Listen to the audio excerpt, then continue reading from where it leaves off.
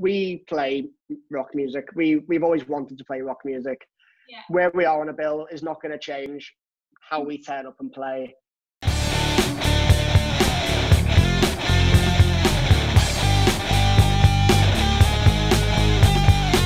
guys, I'm Alex Alicia. Today we're going to be talking all about Revival Black. This band have been shortlisted on Planet Rock Radio. You have been classed as 70s rock vibes with playing honest rock and roll. And Jeremy Wills from New Wave of Classic Rock has also said, in quotes, about your new album, that you are the best thing in 30 years since Appetite for Destruction. Tonight I'm joined by Revival Black frontman, Dan Byrne. Hello. Hello, how are you doing? You okay? I'm fine, thank you. How are you? I'm good. Big words to open with there, so no pressure at all. That's quite an introduction. How do you feel about being compared to Guns N' Roses? It's one of those things where, you know, because Jeremy's been a big supporter of the band since we entered the whole new wave of classic rock arena, I'd say. And when he first, I think it was upon our the release of the debut album, and to hear the words back of, you know, the best debut album since Appetite for Destruction. Like, I can speak on behalf of the whole band, where the drummer has an Appetite for Destruction tattoo. We all grew up with Guns N' Roses, with all this classic rock, and to be compared even in the same breath as Guns N' Roses, especially from such a big debut album, is beyond me. So I am thoroughly thrilled at how the reception's been for the first album. Yeah, I mean, you do get that a lot. I read a couple of reviews about your new album, and a lot of people do compare it to Guns N' Roses. Do you feel like you, as you were recording your music and writing and things like that, do you think that you subconsciously took inspiration from Guns N' Roses, or has it just naturally happened? There's a very good chance. Like, I know the lads themselves, well, they grew up on it, so that it's in their blood. You know, those songs, they've known them for years and years and years, and I guess half the techniques they'll have picked up will be through classic rock bands. But I think the key element as to why it keeps being compared to it is because when we went into the studio, we'd done the entire thing live. Like, it wasn't a case of we put the drums down and then you stick the bass on, you mess around with that for a bit. We just basically went, let's go for our live sound. Okay. We spoke with the producer. We invited him down to one of our rehearsals, and he kind of went, this needs to be recorded live. It was one of them where we wanted to get our live sound, because we very much class ourselves as a live band. Yeah. I would say. Because we only have one album, so it's not like we can dip into the back catalogue. So for everyone who's hearing us for the first time, it's usually going to be at a festival or support slot at the moment, or whichever it is, and we want to create the most energy possible for everyone to go, oh, do you remember them, kind of thing. So to get that across on the album was the key thing. Yeah. And how have the responses been so far to your album? Obviously, it was released last year. What have the responses been like so far? It was mental, because entering this space with that many amazing rock bands at the moment, because the British rock scene is probably as good as it's ever been. Yeah. If not better. And for us to go into this arena going, well, you know, there's that band there and there's that band there, how do we stand out?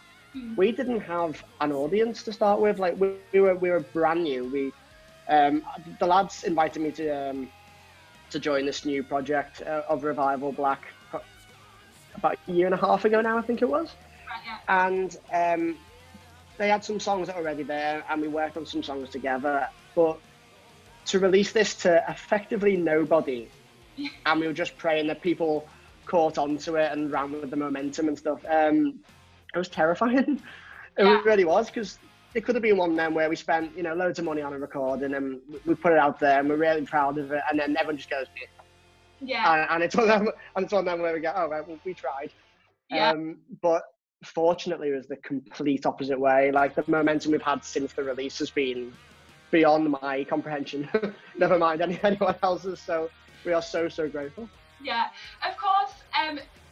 Following on from the album and everything like that, you've been picked for a lot of the recent festivals, and you are alongside the other bands in the new wave of classic rock scene. Absolutely.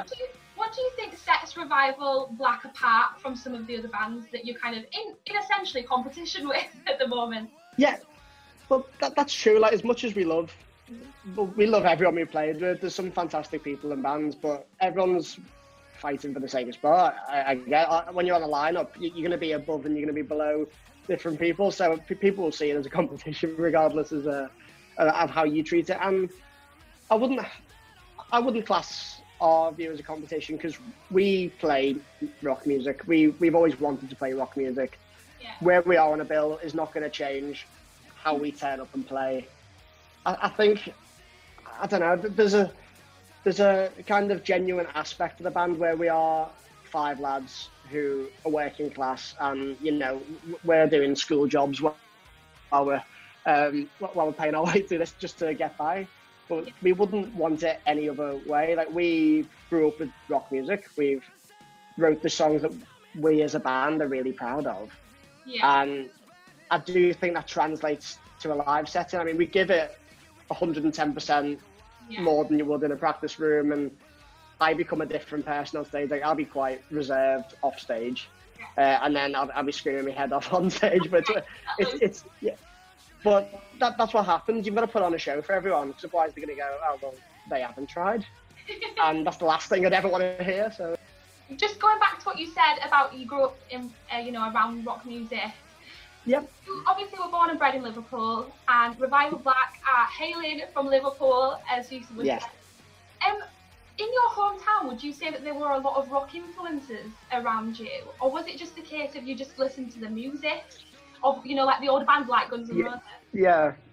I honestly, the Liverpool rock scene is an interesting one, because there's never been that many rock bands.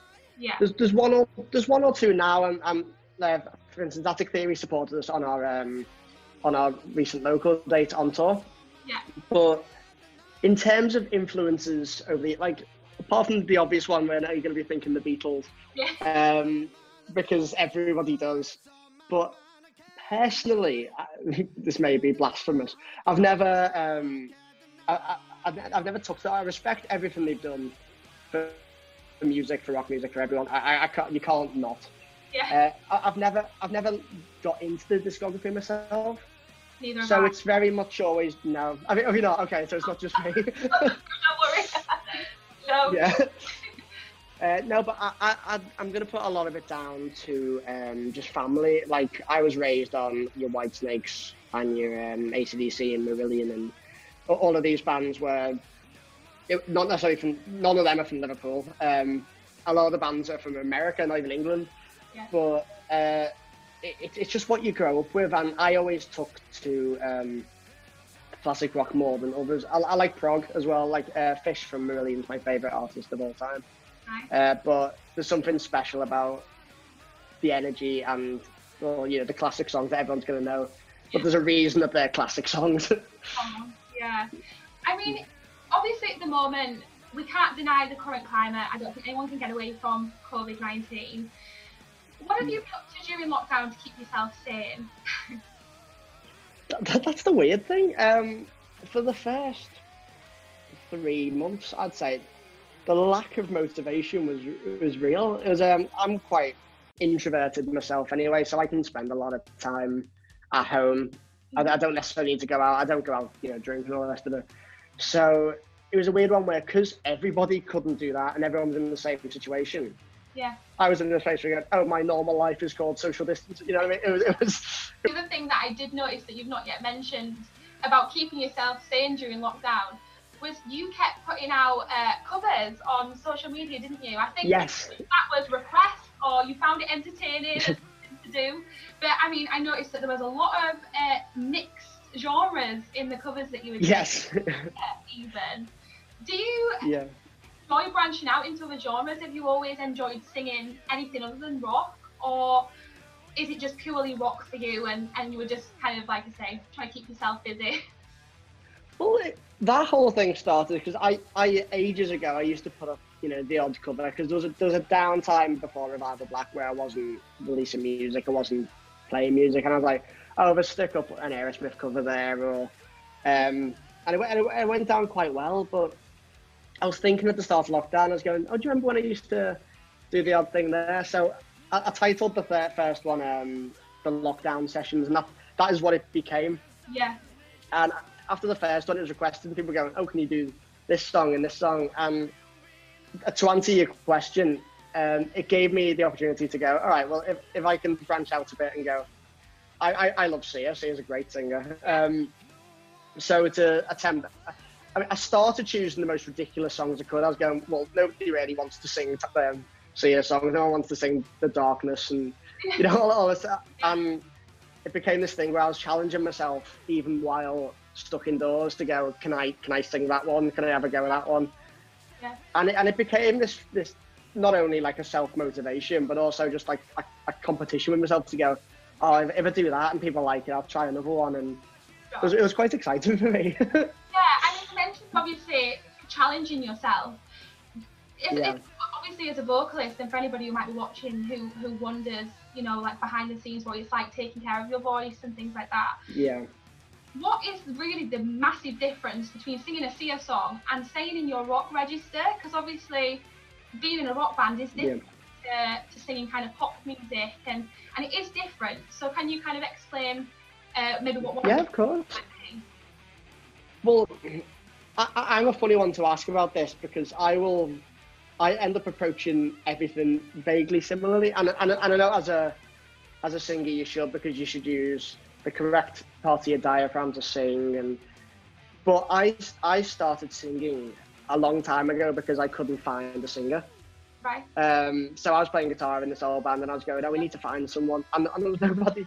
So I was like, right, okay, well, if I do this for now and we'll find someone later, and it didn't happen. Yeah.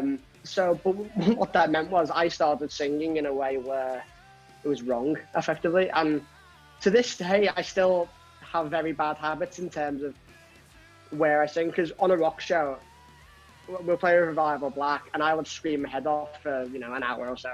Yeah. And I'll come back and I'll barely be able to talk the next day. And it's only when you really, really think about it and you learn the technique and you plant yourself on the floor to belt notes. And that was like the Sia one. For the most part, I don't do a lot of dynamics. Right. So in pop music, you get the chance to, you know, go lower in the verses, and it's more breathy, and then to reach the really, really high notes, you have to really kind of prepare yourself and make sure you're not just screaming, because otherwise I won't be able to talk for a week. There'll be no more Revival Black gigs if that happens. No, exactly. That'd be terrible. Yeah, we don't want that, do we? No, we don't want that. Obviously, with your voice, you can sing very high. It's quite impressive. And thank you. Wide awake. Obviously, you are showing off a little bit of that higher register. Yes. Obviously, then, from what you've just said, have you never had singing lessons? Are you just naturally talented and gifted in that way?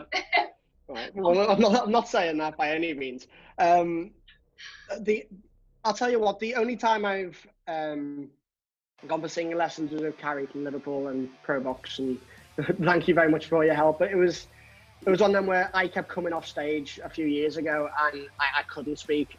And if we had 2 shows in a weekend, which is nothing compared to a tour or whatever it was, the second one would be considerably worse because I was croaking my way through it. So when I say I've had singing lessons, I've had them in a sense of to maintain and protect my voice, because otherwise I wouldn't be able to sing what I'm doing now. Because even Adele, for instance, she sang in a way where she ended up messing up and she had to have surgery and blah, blah, blah. And if I'm not careful, I would end up the same way, which means that I went to these and kind of went, how do you sing correctly? Yeah. But other than that, anything, it's just being hard work. Like, I used to be terrible. But it's one of them where you just keep going and going and going, and eventually you get to a point where you're satisfied, or you're not satisfied in my case, and you still try and push yourself a bit. Yeah. The weekend just gone, obviously you got back to it as a band. You were performing at the live streaming event that you did.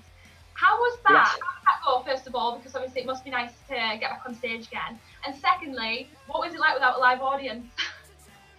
Tell you what, it was weird. I can't deny that. I bet it was. It was one of the the strangest experiences, because the guys who run at ATC were incredible, like absolutely incredible. And when you walk in and there's more gear than you've ever seen in your life, and there's broadcast gear and cameras and all sorts, and it feels like you're either doing an arena show or you're doing a TV broadcast, like that level of production. Yeah. And because we've been rehearsing for quite a while through lockdown, it wasn't totally strange, because we'd still been playing through our songs and we had the chance to do it. The strange bit was once you get on stage and you go, oh, this feels like home again. Yeah. And then you're playing to like several cameramen and nobody else. And you go, oh, okay. So you'd finish a song and normally you'd expect some kind of applause or a clap, even if you're not good. And it was one of them where it was just like the tumbleweeds were on holiday. It was just, there was nothing. And I was, I was standing there going, right. And then normally at a live show you go, thank you very much. Have you seen us before? You know, have you heard our debut album? But you can't ask questions because there's nobody to respond. So it was a case of telling the audience, you know, this is off our album and and it, because I didn't know how to prepare for that one, it was very much on the fly going, right, I need to work out what I'm saying before this next song. But fortunately, from all the feedback we've had, apart from one or two little communication errors on you know, people who haven't had the bandwidth to stream it, for instance, it was a bit grainy or whatever, it went absolutely perfectly. It was we had some great comments. People had in the gardens and made like little huts and had the TV on and projectors and so it was theatres, weren't they, with Revival Black on the streets, everyone was watching. That's really nice. And it's bizarre because obviously you think that during lockdown and because we can't gig, people are going, oh, we'll forget about it till gigs come back. But it's not the case. Everybody is still as willing as ever to, like we played Gravesend, not that weekend, but the weekend earlier. And it was a socially distanced gig. It was 65 people. It sold out. But that was the feeling of, you know, we can still do this. This is incredible. I just can't wait to be back doing it again. Yeah, of course. You got the itch again, didn't you? The bug to get back. Oh God, yeah. Before you go on stage, do you have a pre-show ritual, something that you do every time without fail, you or any of the boys, and something that you are allowed to give away to the public? Yeah, not that weird. Have you got anything like that? We all get really, well, I say we all, I get thoroughly nervous. There was a point years ago where I think we played 90 shows in a year and I threw up before every single one of them. Yeah, it was this thing where I don't know if I've got to a point where I've overcome that now and I just get this really internal kind of, but you'll find me going missing just before stage. I always get, I'll never be wearing the stage clothes prior to the gig, so I'll always have time to go away, get changed and worry on my own for a bit. But in terms of rituals, we're all pretty straightforward. I think it's very much like, let's do this. Everyone goes, oh, I'm a bit nervous now. But there's no real, like, you know, you get your blue M&Ms and, you know, pet with the monkey before you go on. And no, it's, I don't know. I don't believe in a lot of rituals and stuff just because there's not much point. I'll eat a cop sweet. That'll be it. Is there a motto or a saying that you like to live your life by? I'm putting you on the spot now. There was one years ago. I can't remember. I don't really abide by many. There's nothing I'll always go back to and go, you know, this summarizes me, because it changes. I think differently every single day. It's not a case of you know, I'll always be the same, because you learn from experience. Yeah. So I can't go, this is one thing, and the only thing I will say is always give it everything. It's not a saying, it's just very much a mentality of don't give it less than 100%, because at the end of the day, whatever you're doing, if you're not the most focused person in that field, if you're not the person who wants to get to the next level, you won't do it. Like, I don't have a plan B. I don't. There's nothing else I'd ever want to do. I'm a musician. I want to be a musician, and for me to not give my entire life, like, every second thinking about music or, you know, what the next thing is. Yeah. I wouldn't know what to do. I really wouldn't. It's just something that you live and breathe music, and that's all I'll ever want to do. Yeah. Oh, well, that's a good one though, isn't it? That's one I think everybody can relate to, especially right now. Second line is your album from last year, obviously, and you have just mentioned that you obviously have been writing and recording again. Have you got anything that you can tell us about new music that may be coming, may not be coming? Have you got any secrets? Yeah. Away? I can't give any dates, mainly because we don't have any dates yet. We're currently, especially now that our calendar has effectively cleared. Now we've done our live stream, we've done our show in Gravesend. There's very little chance of any more shows happening this year on our front, which it pains me to say, but that is how it is. Yeah. We are now like 200% focused on this second album, and at the live stream we did play 2 brand new songs that are going to be on the album that we know. We've road tested those ones and we know they're going to be on there. Yeah. But this next album is a lot more of a mature one from our point of view. The first album is very in your face, like it's 10 tracks and they are all very rock. Yeah, of course. Yeah, like they're all on 11. Everything again. Yeah. But we've been meticulous with this next album because obviously your first one you've had songs for years and you can put them in, and you know that's why the debut album's always the easiest one to do. Having said that, a lot of people struggle with the second album, and we've had far too many ideas for it to be a struggle. We've come out of our ears at the moment. The hardest bit has been narrowing down what we think is worth it and what we want everyone to hear and be representative of the band. We've got our first slow song, which I say slow song. We've mellowed down one of them, and again, when I say mature, this is a total 180 to what we've done on the first album. This is something that means a lot to us, and I think given the right attention and stuff could be a great representation of where we are heading. But there's some what we think are fantastic rock tracks that are up there with, if not above, the first album. So we are all speed ahead on the best way of approaching this effectively. Oh, that's exciting, and it's nice to hear that you've got like a bit of a ballady track as well. I think that's going to be exciting for people because, like you say, it's massively different to the stuff that you previously released. So that's the new music. Have you got anything that we can expect from you in terms of gigs and tours? I know obviously it's hard at the moment, isn't it, to plan ahead. But have you got anything that you might be giving to your followers by next year? Well, that's the thing. So we're hoping for that album to be recording it early next year. So ideally, start of 2021, we want to be in the studio. Yeah. We had a lot of festivals this year that have all gone by the wayside. So luckily, pretty much every single one, bar maybe 1 or 2 scheduling clashes, have wanted us back. So next year it looks like we're going to be back on Steelhouse, we're going to be back on Ramblin' Man, we're going to be SOS Rock, which I'm not going to name the all because I'll forget. We'll just say all of them. You own all of them by the time of all of our festivals. We're honoured to be back on all of them next summer. Yeah. And I can pretty much say that a lot of bands are going to be touring next year just because of the current climate. So you can probably bet that we will, if we don't go on a support tour, we'll probably be doing one ourselves. Yeah. And however we make it happen, we will get back out there and we're going to be gigging just to make up for it. Yeah, that's really exciting.